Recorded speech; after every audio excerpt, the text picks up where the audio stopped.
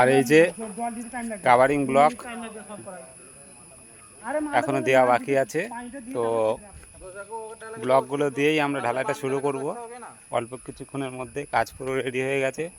এদিকে পাইপও দেওয়া হয়ে গেছে, এটা ওয়ারিং, যেটা ইলেকট্রিকের পাইপ যেটা তার যাবে।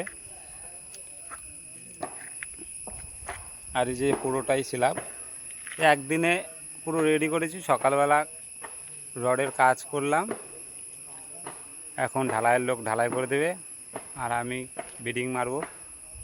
আর মাঝে মধ্যে একটু লেভেলিং করে দিই, একটা লোক যদি থাকে হাঁপিয়ে যায়।